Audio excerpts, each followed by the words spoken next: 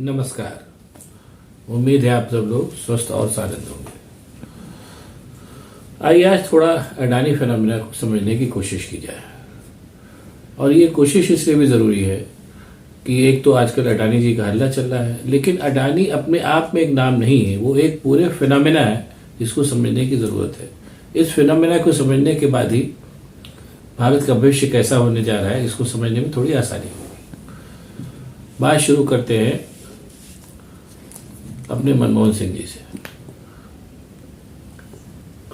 या बल्कि मनमोहन सिंह क्या कह लीजिए, बात शुरू करनी पड़ेगी नरसिंह राव साहब से।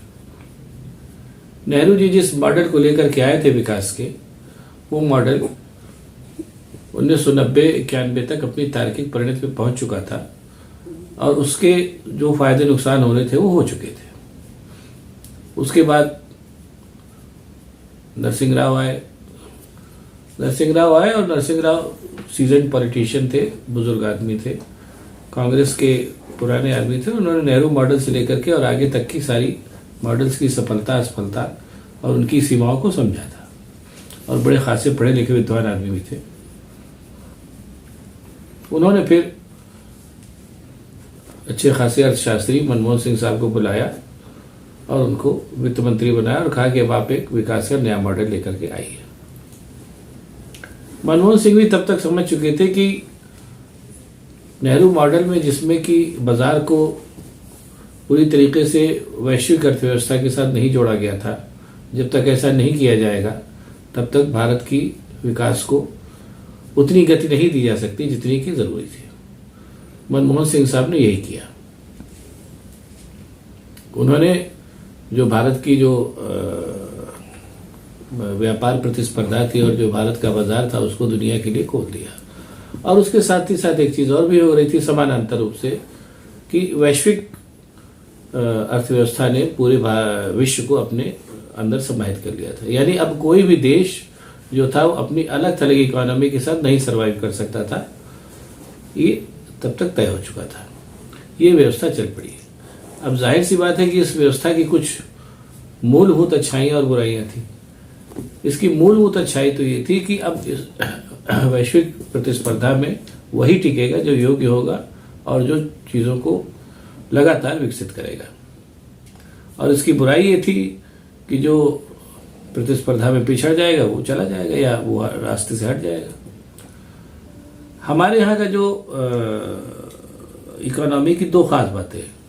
एक तो ये कि खेती जो बहुत बड़ी संख्या में जिससे किसान निर्भर है, वो खेती जो थी उसका एक बहुत बड़ा चंग जो है उसका सरकार से कोई लेना ही देना नहीं, वो अपने आप में खाता कमाता मस्त रहता है।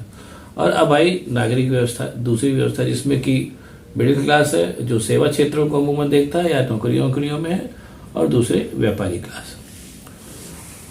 तो व्यापारी क्लास जो था वो उसके साथ बस ये था कि वो नेहरू मॉडल में वो जो था वो पूरी तरीके से, कुछ व्यापारी तो ऐसे थे जो अपनी योग्यता से सर्वाइव कर रहे थे, जिसमें टाटा बिरला बड़े नाम तब भी थे और अभी भी हैं, क्योंकि टाटा बिरला का सर्वाइवल तब हुआ था जब अंग्रेज हिंदुस्तान में थे।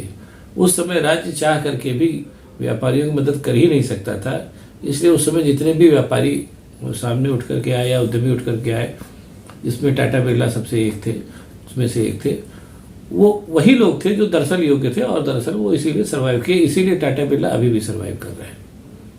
ये एक व्यवस्था चली। अब आ गई मनमोहन सिंह साहब की अर्थव्यवस्था। तो जैसा मैंने कहा कि उस अर्थव्यवस्था में यह था कि अगर आप योग्य हैं तो टिकेंगे और अगर आप योग्य नहीं हैं तो नहीं टिकेंगे। ये व्यवस्था शुरू हो गई। अब इसमें फिर उसके बाद यहां से जो दूसरी प्रक्रिया शुरू हुई, अब इसमें भी जो थे इंडस्ट्रीज, तीन तरीके के इंडस्ट्रीज सामने आए। हालांकि इसमें कहने मुझे कोई संकोच नहीं है कि भारत का जो टोटल औद्योगिक क्षेत्र है वो कहीं ना कहीं सरकार के पर निर्भर भी करता है, और नेहरू मॉडल में वो पूरी तरीके से सरकार पर निर्भर करता था, लेकिन उस मॉडल को खोल दिया।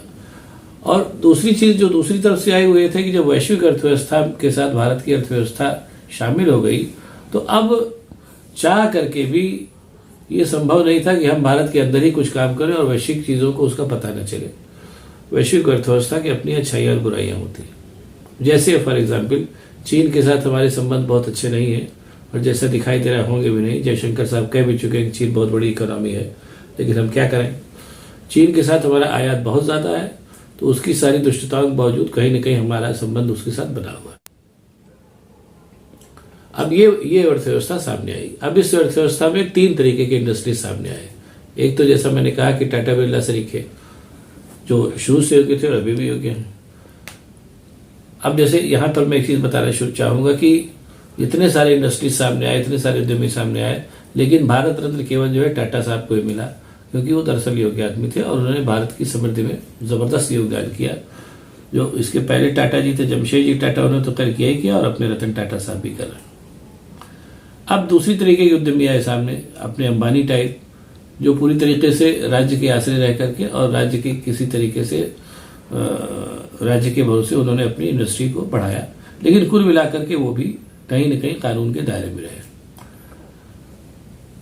तब तक अब तीसरा फेज आ गया, और साथ ही साथ उस दूसरे फेज में एक काम और भी हुआ कि ऐसे जो तमाम उद्यमी थे जो ये समझ गए कि अब हम प्रतिस्पर्धा में पिछड़ जाएंगे, उन्होंने अपना सुरक्षित रास्ता निकाला। इससे पहले भी एक बार मैं बता चुका हूँ कि उन्होंने धीरे धीरे राज्य के साथ मिलकर के जो कुछ कर सकते थे किया उन्होंने, उसके बाद देश छोड़ के चले गए, मेहुल चौकसी वगैरह सब इसी तरीके के नाम। अभी तीसरा वर्ग सामने आया। इस वर्ग के प्रतिनिधि जो है वो आपके अडानी साहब और अंबानी साहब। अब जो तीसरा सेक्शन बचा इंडस्ट्रीज का, इसने ये सोचा कि अगर हम राज्य के साथ मिल जाए, मानी राज्य हमारी सहायता करे और हम राज्य की सहायता करें, तो हम जो है पूरी तरीके से यहीं पर हिंदुस्तान पर काबिज रहेंगे और इस हिंदुस्तान की तमाम संसाधनों को हम अपने हिसाब से इस्तेमाल करेंगे।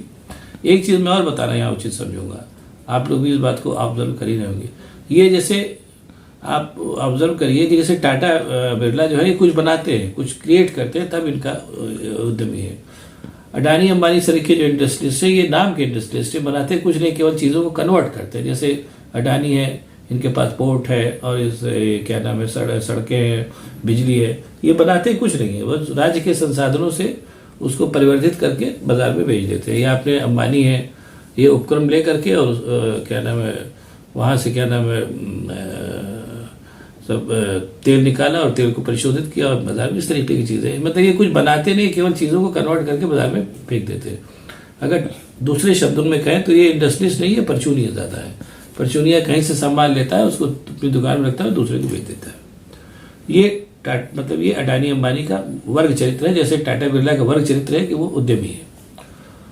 अब तीसरा, जैसे मैंने बताया कि तीसरा फेज ये आया कि अब जब इस तरीके के लोग छोड़ के जाने भी लगे और कुछ जो सर्वाइव करे वो सर्वाइव कर भी रहे अभी भी, लेकिन एक तीसरा वर्ग ऐसा आया जिसमें अडानी और अंबानी आते हैं, जिसने कहा कि हम राज्य को संरक्षण दें और राज्य हमें संरक्षण दें। ये प्रोसेस अपने नरेंद्र भाई के आने के साथ साथ शुरू हुआ, भारतीय जनता पार्टी की सरकार आने के साथ साथ शुरू हुआ। अब यहीं से एक दूसरी मजेदार चीज शुरू हो गई। जैसा मैंने पहले बताया कि जब वैश्विक प्रतिस्पर्धा है, तो उस वैश्विक प्रतिस्पर्धा में आप ये नहीं कर सकते कि आप अपने यहाँ जो चाहे सो करें। अडानी और अंबानी साहब का खेल बड़े आराम से चल रहा था। अंबानी ने तमाम चैनल शुरू कर दिए हैं जो भारतीय जनता पार्टी की जो नीतियां उनको फैला रहे हैं, उसमें तमाम सच भी है, तमाम झूठ भी है, तमाम बनावटी चीज़ें भी हैं। और बाकी जो इंडिपेंडेंट 2-4 चैनल थे उनको भी सरकार ने ले लिया है। और सब मैंने पहले भी एक बार कह चुका हूँ कि सरकार ने दबाव से उनको नहीं लिया है, सरकार ने सीधे सीधे उनको परचेज कर लिया है। जो लोग ये कहते हैं कि सरकार के दबाव में, ऐसा कुछ नहीं है। सरकार सीधे बनियों की सरकार है, उसने उनको परचेज कर लिया है। अब अडानी और अंबानी दोनों लोगों का सज्जन का खेल बहुत आराम से चल रहा था और राज्य के संसाधनों से लगातार संपन्न होते जा रहे थे और राज्य उनको पूरी तरीके से संरक्षित कर रहा था और उनसे तमाम फायदे भी ले रहा होगा। जैसे इसको कहा तो नहीं जा सकता है, लेकिन जैसी मांग लोग कर रहे हैं कि भाई अडानी साहब के ऊपर चर्चा हो तो पता चले कि उन्होंने राज्य को किस किस तरीके से सहायता की। एक तो बड़ी मोटी सहायता सामने से आ गई, इसको सभी लोग जान गए हैं कि अडानी के जहाज से नरेंद्र मोदी घूम घूम के प्राइम मिनिस्टर बने, उसके बाद उन्होंने अडानी को सब देना शुरू किया। इस तरीके की चीज़ें थी। अब इसमें जैसे मैंने बोला कि चूंकि वैश्विक प्रतिस्पर्धा है, विश्व की और दूसरी शक्तियां भी यहाँ पर लगातार अपनी निगाह रखे हुए हैं। और उससे भी बड़ी बात कि भारत जो है एक बहुत बड़ा मार्केट है, उस मार्केट से सब सुविधा लेना चाहते हैं। ये भी एक फैक्टर है जो अपना काम कर रहा है। अब इस फैक्टर ने जब अडानी अंबानी और भारतीय जनता पार्टी के गठबंधन बोर्ड आराम से चल रहा था और करीब 8 साल चला भी, तब फिर उसके बाद फिर वैश्विक प्रतिस्पर्धा में वैश्विक शक्तियों ने इंटरवीन करना शुरू किया और हिंडनबर्ग सामने आया। अब एक चीज यहाँ पे और समझ लीजिए, हिंडनबर्ग सामने आया और उसके बाद अडानी का भंडा फूट गया, अब जो आजकल शोर हो रहा है। अब एक चीज यहाँ और समझिए, वो ये है कि अडानी और अंबानी शरीकों की उन्नति होती रहे, इसलिए दो चीजें जरूरी है। एक तो यह है कि राज्य उनकी लगातार मदद करता रहे, और दूसरे है कि राज्य को संचालित करने की जो नियामक शक्तियां हैं, जैसे कार्यपालिका है, न्यायपालिका है और व्यवस्थापिका है, इन सब चीजों के ऊपर भी राज्य का कंट्रोल हो, ताकि वो अडानी अंबानी और उनके जैसे और जितने और लोग हैं उनकी मनमानी के ऊपर जो है क्रॉस एंड चेक का सिस्टम न लागू कर सके। ये भी एक चीज जरूरी थी। इसीलिए आप देखिए साफ साफ दिखाई दे रहा है कि अडानी अंबानी और उनके जैसे और राज्य जैसे, जिसमें अपने प्रधान सेवक धीरेन्द्र भाई साहब शामिल हैं, इन लोगों की युति से जो राज्य की नियामक शक्तियां हैं उनको भी कंट्रोल करने की कोशिश की जा रही है। अब यहीं पर मैं एक बात और कहना चाहूंगा कि ये सब ठीक है, सब चीजें अपनी तरफ चल रही हैं, लेकिन अब उस वैश्विक प्रतिस्पर्धा का क्या करेंगे जिसके चलते हिंदुस्तान संचालित हो रहा है और वो कहीं ना कहीं हस्तक्षेप कर रही है। सबसे बड़ी बात है कि ये पूरा तंत्र है, जिस तंत्र को अडानी अंबानी और उनसे जो सहायक राजनेता है उसको कंट्रोल करना चाहते हैं, कहीं न कहीं उस पूरे तंत्र को संचालित करने के लिए जो पैसा आ रहा है वो वर्ल्ड बैंक से आ रहा है, जो उन शक्तियों के नियंत्रण में है जो भारत में चाहती है कि स्वतंत्र खुली व्यवस्था हो और खुला विश्व बाजार हो, ताकि उसका फायदा हम भी उठा सके। जिसके चलते मनमोहन सिंह ने यह व्यवस्था शुरू की थी कि खुला जब मार्केट होगा तो तमाम शक्तियां पर आएंगी। अब यही अंतर्द्वंद इस समय चल रहा है जिसको आप लोग देख रहे हैं। अपने प्रधान सेवक अपने रहते न अडानी पर आँच आने देंगे और न क्या नाम है अंबानी पर या उनके जैसों पर आँच आने देंगे, क्योंकि उन पे आँच आने का मतलब कि कहीं न कहीं वो पूरा तंत्र लड़खड़ाने लगेगा, जिस तंत्र के सहारे ये शक्तियां पूरे हिंदुस्तान पर लंबे समय के लिए काबिज होना चाहती है। नंबर 1 और नंबर 2, राहुल गांधी वो खुद भी योग्य आदमी है। वो जो भाषण दे करके वहां पर आए थे, वो एक तरीके से जो वैश्विक शक्तियां थी जैसा वो एक पूरा वहां पर वो हो रही थी, सेमिनार हो रही थी, जिसमें सेमिनार में उन लड़कों ने पूछा कि आपको क्या लगता है, तो उन्होंने कहा कि भाई हमारे यहाँ लोकतंत्र की स्थिति है, जैसा उन्होंने बताया। अब जाहिर सी बात है कि उन्होंने जैसा सेमिनार में पूछा गया उन्होंने जवाब दे दिया, लेकिन कहीं ना कहीं लोग उसको उससे भी जोड़ करके देख रहे हैं कि कहीं ना कहीं वैश्विक जो प्रतिस्पर्धा में राहुल गांधी की जो ये भाषण है, इसका एक अलग इस्तेमाल निकाला जाएगा, जो हो सकता है निकाला भी जा रहा हूं, मुझे नहीं पता, मैं तो बहुत नीचे बैठा हूं। लेकिन ये जो अंतर्द्वंद है जो आप देख रहे हैं इस समय कि अडानी अंबानी और उनके जैसे और उनके साथ में खड़ा हुआ वो राजनीतिक तंत्र जो उनकी पूंजी से लाभ लेना चाहता है और अपनी मनमानी करना चाहता है, उसका अपना काम चल रहा है, और वैश्विक शक्तियां अपने हिसाब से चीजों को इंटरवीन करना चाह रही है, जिसमें हिंडनबर्ग ने इंटरवीन कर भी दिया है। और कहीं ना कहीं जो वैश्विक शक्तियां हैं उनको भारत का खुला मार्केट चाहिए, जिसके लिए उनको उदार लोकतंत्र चाहिए। और उससे भी बड़ी बात कि इस पूरे तंत्र को संचालित करने वाला वर्ल्ड बैंक, जिसकी पूंजी से सारा खेल खेला जा रहा है, उसकी नियामक शक्तियां कोई और है। ये अंतर्द्वंद जो है फिलहाल इस समय हिंदुस्तान को संचालित कर रहा है और यही शोर इस समय मच रहा है। अब ये अंतर्द्वंद कहाँ जाकर के थमेगा, हिंदुस्तान को कहाँ ले जाएगा, ये बताना अभी संभव नहीं है, इसको बस देखना ही होगा। ये दिलचस्प अंतर्द्वंद है, इसको देखिए और आनंद लीजिए। जो मैंने बताया है, अगर आप मुझे मालूम नहीं कि आपकी समझ में आया नहीं, लेकिन अगर समझ में आया होगा तो चीज़ों को ऑब्जर्व करिएगा, आपको और मजा आएगा। बहुत बहुत धन्यवाद, नमस्कार। आपको ये अगर वीडियो पसंद आए तो इसको शेयर करिए, लाइक करिए और मेरे चैनल को सब्सक्राइब करिए, ताकि मैं कभी इस तरीके की चीज़ें आपको बताता रह सकूं। बहुत बहुत धन्यवाद, नमस्कार।